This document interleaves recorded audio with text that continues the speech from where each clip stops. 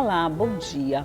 Que a vaidade masculina cresceu, isso dá para perceber claramente pelos homens que estão à nossa volta. Mas vamos dizer assim, a sociedade também já tem percebido isso de um modo bem tenso mesmo. E você sabia que a Sociedade Brasileira de Medicina detectou que são feitos mais de 30 procedimentos masculinos por hora no Brasil? Eu também fiquei impressionada com esse dado. Mas é sobre isso que nós vamos conversar no programa de hoje. E quem veio tomar café comigo para falar um pouco mais sobre esse mercado crescente foi o Dr. Aruan Alves, que é cirurgião plástico. Bom dia, doutor Aruan. Bom dia, Elda. Obrigado pelo convite. Seja muito bem-vindo. Seja muito bem-vindo. Vamos falar. Vou fazer a primeira pergunta. O senhor é vaidoso? Um homem que diz que não é vaidoso, ele está sempre mentindo. É? Só que os homens, eles mostravam a vaidade de outras maneiras, não só com a estética, mas com a posição, com o carro. E hoje o homem está se permitindo mais mostrar a vaidade em outros aspectos que ele também tem. No aspecto autocuidado, né? No cuidar dele mesmo. Olha, gostei disso. Primeiro ele mostrava a vaidade de uma outra forma, mais externa, né? Poder, Isso, posição. Exatamente, posses, né? Tinha um melhor carro, tinha um melhor trabalho, essa coisa toda. Agora, como já conquistou tudo isso, agora está na hora de cuidar dele. E teve uma abertura da sociedade para o próprio homem poder se mostrar um pouco mais vaidoso, cuidado com ele. Antes não era bem visto o autocuidado como uma característica que não era tão bem vista na masculinidade. Não era tão hoje em dia, né? Exatamente. Hoje em dia está naturalizado, é importante cuidar da gente mesmo, né? Em todos os aspectos, no emocional, no físico, no estético. Hoje a gente até estranha quando vê um homem muito mal cuidado, né? Com certeza. Pois é, não arruma barba, esse homem é peludo hoje, demais, né? Hoje a grande moda de barbearia. Pois é, barbearia entrou na moda, coisa que antigamente era de navalha e pente, escova, vamos dizer, escova não, é pente mesmo, né? Para cortar o cabelo. Né? Hoje as barbearias são iguais, é um salão feminino, quer dizer, cada um na sua particularidade, mas são tão equipados quanto, vamos dizer assim. Isso, mesas de sinuca, bares, anexos, né? Então a vaidade ela tem encontrado seu espaço no universo masculino hoje em dia. Mas não cresceu demais? 31, mais de 31, eu arredondei para 31. 31 procedimentos por hora no Brasil, já está igualado com o das mulheres? Ainda não. A gente ainda tem um movimento que dá para considerar tímido em relação às mulheres. É um movimento que chega aí perto dos 25%, 30% de equilíbrio. Então a mulher ainda é a grande responsável pela movimentação dos consultórios de estética, de cirurgia plástica. Mas o homem já procura com naturalidade um cirurgião, doutor Aruan? Procura. Muitas vezes, no trato, no chegar com o cirurgião, super tranquilo. Algumas vezes, a gente tem muitas mulheres que são reservadas, que fazem procedimentos e não querem... Sim. Verdade. Mas e essa parcela no homem é um pouco maior. Eles procuram com naturalidade, mas eles também não querem externalizar a cirurgia, o procedimento. Eles querem melhorar, mas ter um aspecto mais natural. Sim, eles querem melhorar, mas não querem dizer que melhorar. As pessoas têm que perceber mais ou menos isso. Eu não preciso dizer que eu apliquei Botox. As pessoas vão ver que minha pele está melhor, mais ou menos isso? Querem estar com uma cara de descansado, parecer que dormiu melhor. E o que eles mais procuram quando chegam nesse consultório? A gente tem uma procura por faixa etária. Assim como a mulher também, o homem também por faixa etária ele procura. Então, na criança, a gente tem, começando da infância para a melhor idade, né?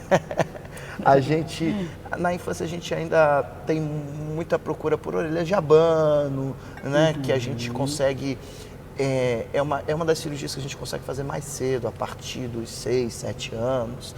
Então a gente consegue prevenir muito do bullying na escola, dos apelidos. É né? Uma idade pré-escolar que a gente chama. Esse é um mal quase necessário. Você tem que fazer aquilo para fugir de determinadas situações. Exatamente. E a cartilagem, ela é mais moldável na criança.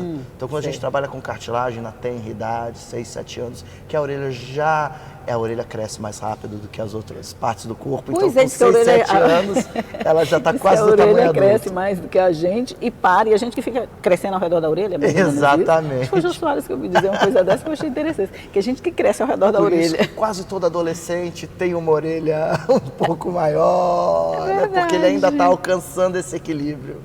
Quer dizer, a orelha já chegou no determinado padrão, que vai continuar, Isso. mas o corpo em si todo ainda não se desenvolveu, né? Então parece meio desproporcional. Exatamente. Mas tem casos que está desproporcional mesmo, né? Nesse caso tem que procurar. Principalmente não só o tamanho, mas o ângulo, né? O ângulo da orelha é o que muitas vezes dá a sensação dela estar em abano. E a conformidade da cartilagem também, a gente isso trabalha não é tudo impressão, isso. É verdade mesmo, né? É verdade, é verdade. A gente tem vários graus de deformações, né, da orelha, que podem, desde uma simples orelha de abano, às vezes unilateral, que a criança fica desconfortável porque tem uma orelha que... ainda é pior nesse caso. Mas a gente tem deformidades graves né? também. Sim, aí passou por essa fase, chega na adolescência, por exemplo. Na adolescência, a gente vai encontrar hoje em dia muita ginecomastia. Ginecomastia, vamos que é a explicar o que é presença isso? de mamas no menino. É normal no início da puberdade a gente ter toda a mudança hormonal e aparecer um pouquinho de volume da glândula mamária.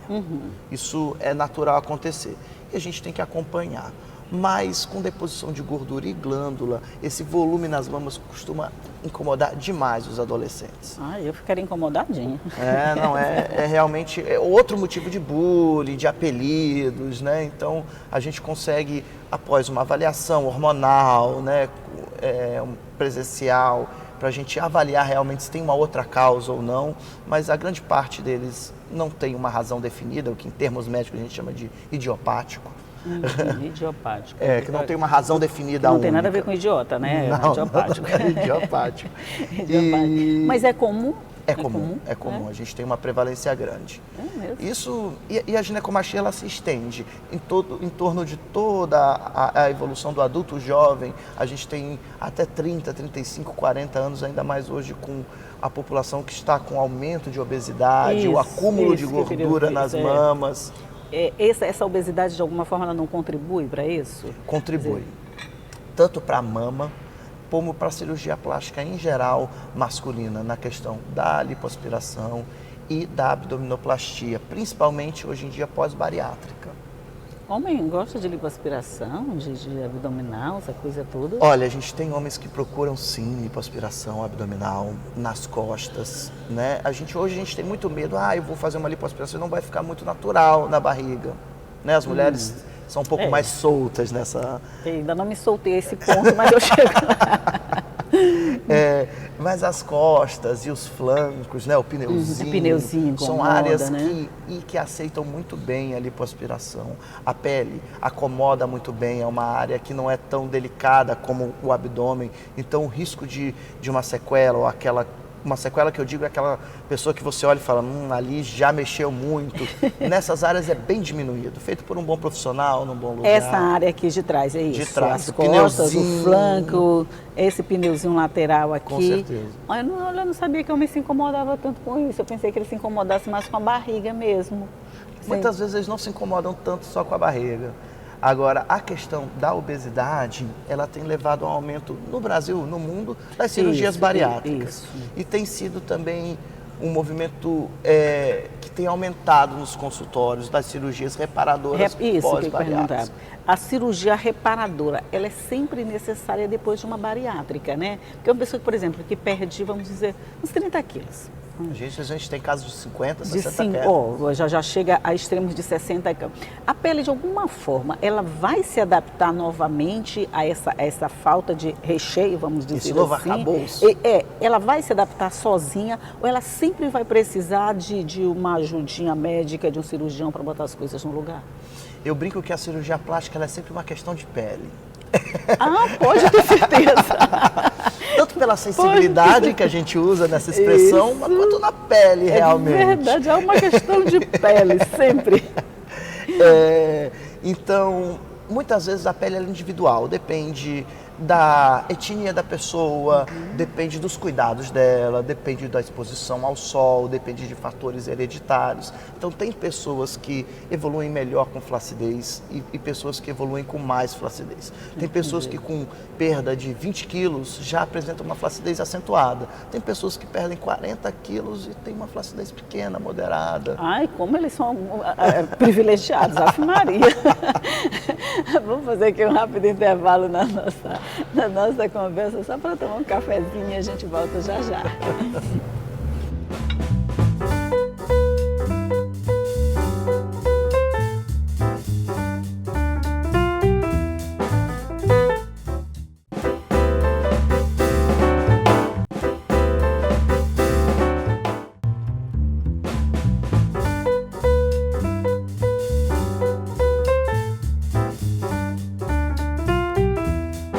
estamos de volta para continuar nossa conversa aqui sobre cuidados masculinos e tudo que envolve essa busca pela, não diria pela beleza ou pela perfeição, mas pelo que faz você se sentir, isso, que faz você se sentir bem, né?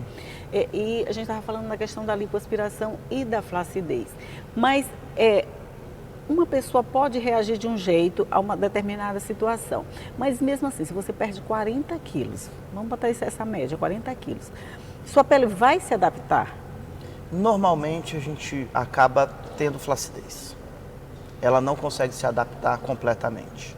Então, normalmente a gente, na maioria dos casos, né, a gente sempre fala que na medicina e no amor, nunca é nunca e nunca é sempre.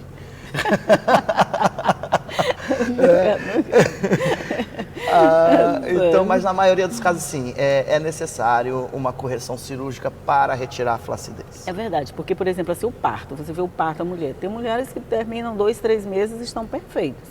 Eu levava 1 ano para voltar para só faltava chorar para o corpo voltar para o lugar e ele se recusava.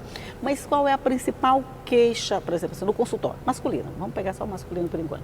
Qual é a principal queixa? O que é que eles mais reclamam quando chegam lá? O que é que eles querem corrigir? Hoje eu tenho um movimento grande de envelhecimento, né, facial principalmente. Então a gente tem esse cuidado hoje com pálpebras. As pálpebras são muito buscadas pelos homens. E por mulheres também. Por mulheres também. Por mulheres também. A pálpebra ela traz a leveza no olhar, ela traz um olhar descansado, né? Em homem que quer sempre um resultado mais natural e muitas vezes o homem, alguns aspectos do envelhecimento facial, a sociedade traz no homem como sinal de confiança, de experiência, né? Então, alguns sinais de envelhecimento o homem quer manter. Então, muitas vezes eu não indico a cirurgia de facelifting, que é a reestruturação das estruturas faciais internas, tração das estruturas externas. Ou seja, seria mais extremo, vamos dizer assim. Mais extremo. A gente usa muito enxerto de gordura junto com a blefaroplastia. A gente retira a gordura do próprio organismo. De onde está sobrando? Normalmente da barriga, tira um pouquinho, a gente não tira muito, são 30 ml, 20 ml. Prepara essa gordura, ela vem junto com células tronco e a gente revolumiza a face. Então, regiões tipo malar, sulco nasogeniano, né, o famoso bigode chinês. Ixi, gente, eu já fiquei com vontade de fazer Vou falando assim, eu já estou dizendo, estou precisando aqui, estou precisando ali. Então, porque com o envelhecimento, a gente divide a face em 3 terços. O terço superior, que a gente normalmente trata com botox, tanto em homem quanto mulher, testa, sobrancelha, até o canto do olho. Tá até aqui. Isso. O terço médio, que pega o lábio superior e até o canto do olho, e o terço inferior, que é a mandíbula. Então, durante o envelhecimento, o volume, ele vai se modificando. Você perde volume no terço médio e ganha volume no terço inferior. Porque um fica despencando em cima do outro. Exatamente. A gravidade A gravidade é terrível, né? Só puxa para baixo, não tem jeito, né? A culpa é de Newton, né? A culpa é de Newton que inventou essa história. Se a gente não soubesse dessa história de gravidade, a gente estava nem aí para isso. Mas quem tem o rosto, por exemplo, mais cheinho quando adolescente, aquele rosto, aquela redondinho, vamos dizer, o formato do rosto redondo, ele vai ter sempre a tendência de ter essa queda mais acentuada com a perda da gordura, com o envelhecimento natural? A perda da gordura, por exemplo, em grandes perdas também fazem o rosto parecer mais velho. Então você tem deve ver pacientes ou amigos, que quando perdem muito peso, falam, eu não gosto de perder muito peso, porque... Então o volume, ele tem a ver com flacidez. Né? Então você repondo o volume, muitas vezes você consegue corrigir um pouco a flacidez. Tá. Porque o emagrecimento traz isso, né? Ele não vai tirar gordura só de onde a gente pensa que vai sair, né? Por exemplo, eu acho que emagrecer devia ser assim, você perde a barriga para quem tem muito, perde quadril para quem tem muito e vai modelando. Não, ele insiste em tirar de onde não tem quase. O emagrecimento e aquela história, comi o brigadeiro e ele veio direto para cá. Pois é. Isso é um mito. Existe, né? A gente perde e ganha globalmente. Então, normalmente, se você perde 1 quilo... É distribuído... Isso, mas cada pessoa tem o seu padrão de distribuição. Então, apesar de todo mundo perder globalmente, tem pessoas que ganham mais peso no culote, ganham mais peso na barriga. Homem e mulher é uma tendência genética, vamos dizer. É uma tendência genética individual e de gênero. Tudo isso, como a gente gosta de falar na medicina, é multifatorial. Ah, tá. Quer dizer, não adianta você comer e pensar que Não. vai engordar só. Ah, eu quero aumentar o bumbum, então eu vou comer. Não vai adiantar. Homens normalmente engordam mais no A barriga, abdômen, no abdômen. né? Mulheres engordam mais nas coxas, no bumbum, né? Aqui na cintura. Também o pneuzinho, ele é uma área que está presente em todos. Oh. Ele é tão democrático, né? Ele não escolhe. Mulheres e homens, tem alguma coisa em comum na hora que buscam um cirurgião plástico? Tem muita coisa em comum. Tem principalmente assim, eu falo que toda cirurgia plástica, né? Eu aprendi isso com o professor Pitangui, toda cirurgia plástica, ela é reparadora, porque de alguma forma ela repara alguma coisa. Isso. Né? Às vezes a função, às vezes a forma e muitas vezes o bem-estar, a estética, né? o humor. Então, nesse sentido, eles procuram muito para passar uma melhora individual. Então, procuram para si mesmo. Então, as razões da procura são muito parecidas. Muito parecidas, mas o objetivo é que difere. Mulher quer mais o quê? Mulher quer muito mama. Mama é muito importante. A mama é um símbolo da feminilidade. Né? Então, ela é algo que recorrentemente as mulheres procuram. É algo que está muito ligado à gravidez também e à gravidade. Né? Então, dois casos, a gravidez e a gravidade nesse caso. Eu costumo brincar com história que são grandes amigos do cirurgião plástico, a gravidez e a gravidade. É verdade. Mas eu acho que hoje, além da mama, o bumbum está virando assim uma... O contorno corporal, ele está sempre buscando. E hoje em dia que cada vez mais a gente tem a exposição, redes sociais, né? Então, está um certo exagero, não está não, doutor? Eu acho que tudo a gente tem que trabalhar com cautela. O equilíbrio é fundamental. Exatamente. Né? Expectativa. A gente não pode achar que aquele mundo é um mundo real. Um mundo onde você faz 120 fotos com 12 filtros, faz um Photoshop, escolhe a melhor para postar. Você não pode achar que isso é um espelho da realidade. Espelho da realidade, que eu vou chegar para o senhor, eu quero ficar assim. Exatamente. Isso não... Se nem a dona da foto é daquele jeito, imagina. Exatamente. Falei, pegaram num momento bom. Mesmo em casa, a gente vai postar uma foto, bate 3, 4, 5, escolhe uma, põe um filtro. Eu faço 1000 e às vezes nenhuma presta. É horrível. Duvido você. Horrível. Eu sou péssima de foto. Mas aí, assim... Vocês conseguem mudar a cabeça de alguém que chega com essa predisposição de eu quero ficar com essa foto aqui, mesmo sabendo que ela é retocada, que passou por Photoshop, eu quero ficar assim, com o bumbum da Graciane Barbosa, com a mama lá não sei de quem, da Pamela Anderson. Dá para vocês tirarem isso, assim, quer dizer, fazer a pessoa ver que aquilo não é exatamente a realidade em que ela vive? Isso tem que ser feito. Né? Muitas vezes a diferença entre uma paciente satisfeita e insatisfeita não é o resultado em si, mas é a expectativa da paciente. Então, num pré-operatório, que tem que ser bem feito, não só na questão de exames, de saúde, de cuidado, de escolha de profissional e de escolha de hospital, ele também tem que ser trabalhado a paciente. É verdade. A expectativa. Trazer para ela uma expectativa real, que não existe perfeição no corpo humano. Um lado do corpo humano é sempre ligeiramente diferente do outro. Existe harmonia, mas vai para cima, a outra não vai. Existe harmonia, existe individualidade, existe simetria, mas perfeição não existe. Perfeição não existe, é verdade. E a gente tem que mostrar também que o nosso corpo ele é um construto da nossa vida. Então ele vai refletir todos os aspectos da nossa vida, o nosso autocuidado, a nossa alimentação, a nossa atividade física, os nossos cremes, as nossas cirurgias. Então tudo isso, ninguém, é o que eu brinco, para ficar com a barriga chapada de magra, só tem um jeito, tem que estar magra. Tem que estar magra, é verdade. A cirurgia ajuda, melhora, mas se você quer aquela barriga do Instagram, então, tem que ter malhação. Tem que ter malhação. O bumbum da Graciane Barbosa tem muita malhação. Ela vive para aquilo, é diferente da gente que não tem, é verdade. Exatamente. É questão de foco. Então a gente tem que trabalhar isso, é muito importante. Eu fiquei com tanta informação que agora eu tenho que tomar um cafezinho para assimilar tudo isso. Mas eu volto já, só um minutinho. Estamos...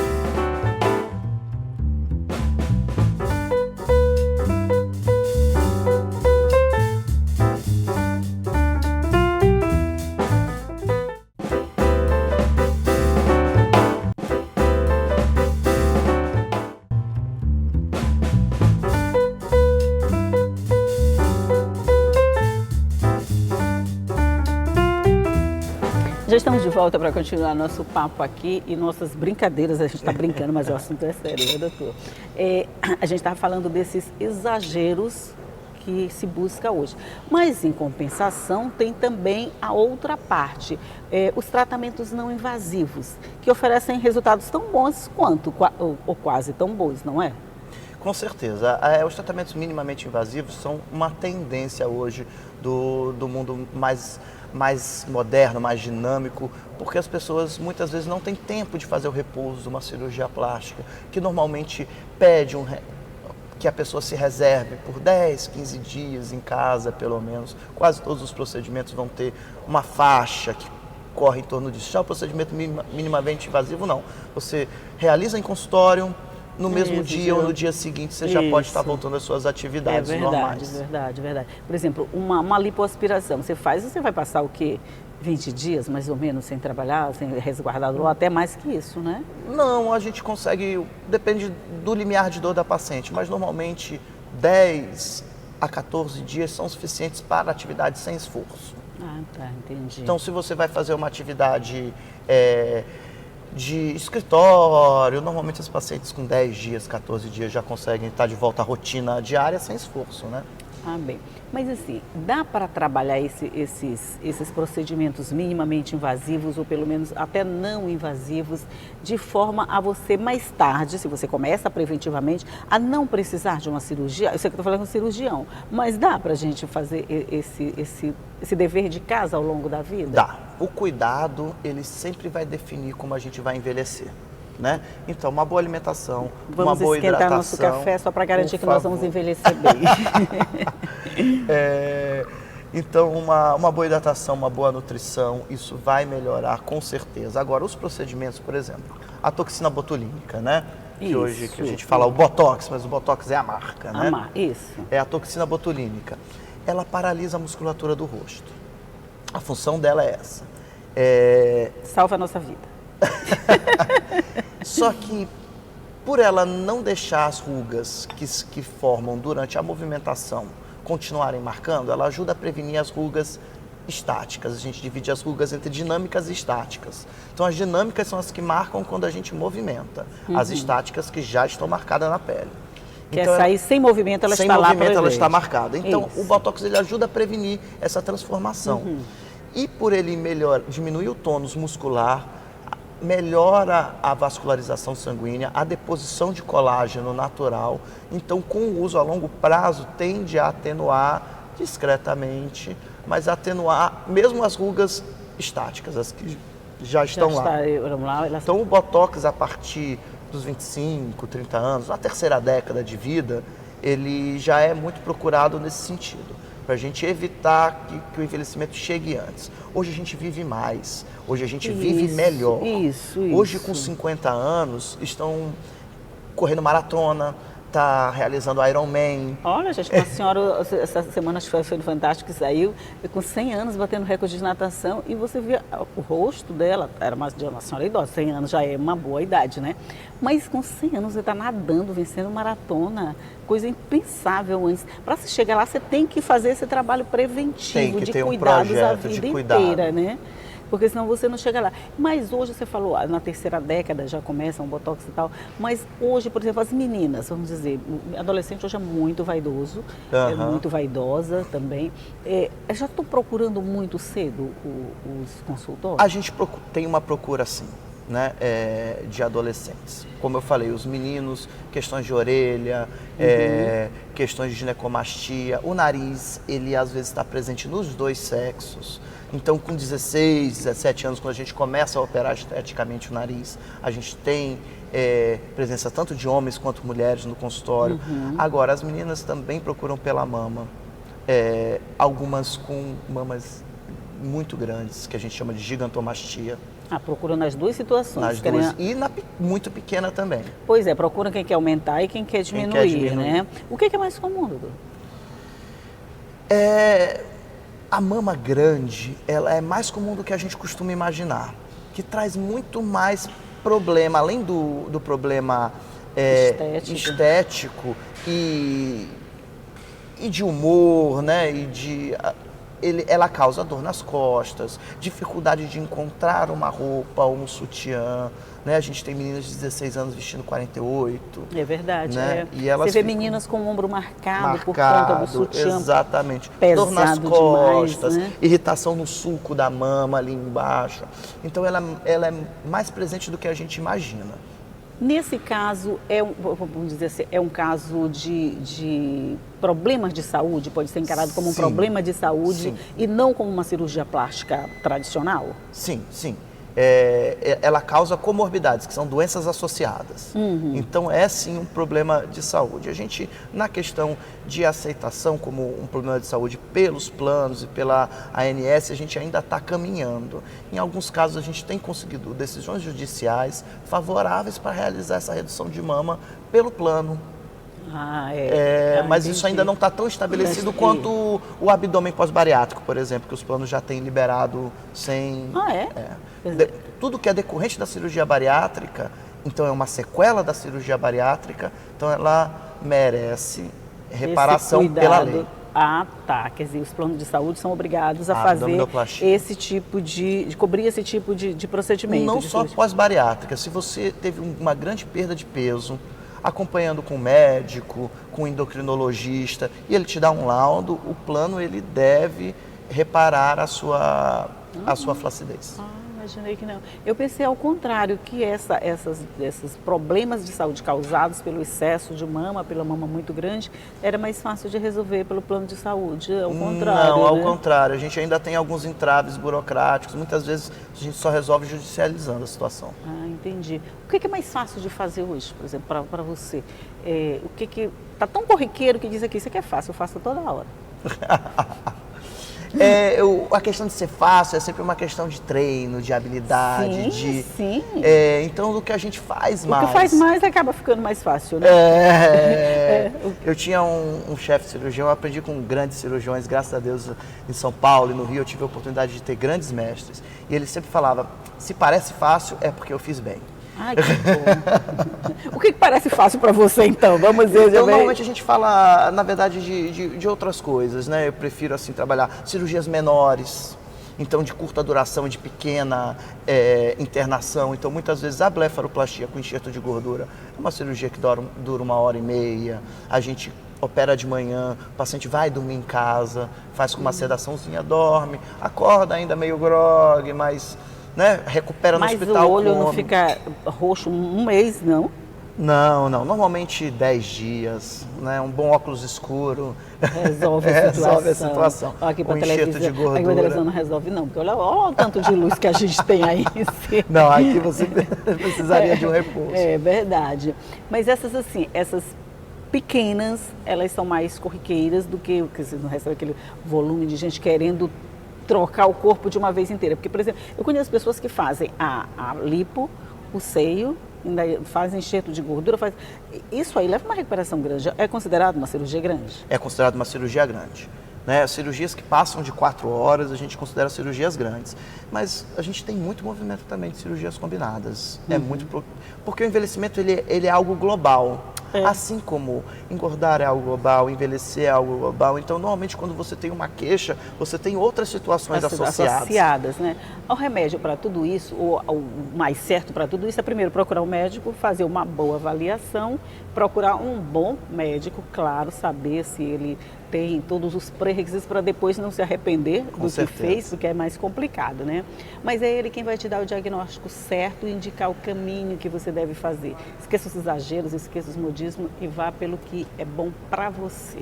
É você que vai viver com o seu corpo, então é você que tem que escolher, não é isso? Com certeza. Doutor Aruan Alves, muito obrigado por essa entrevista. Eu que pelas agradeço, informações todas. Pela simpatia e pelo convite. Muito obrigado. Vamos continuar tomando café. Só acabou a entrevista, mas nosso café continua. Bom dia para você. Bom dia para você também. A entrevista acabou, mas eu continuo aqui conversando. Mas você sabe que esse conteúdo fica à sua disposição no nosso site, que você pode acessar, você pode ver, pode rever qualquer uma dos cafés que já foram feitos aqui. É só acessar o nosso site ou as nossas páginas nas redes sociais, que todo o conteúdo está lá prontinho para você.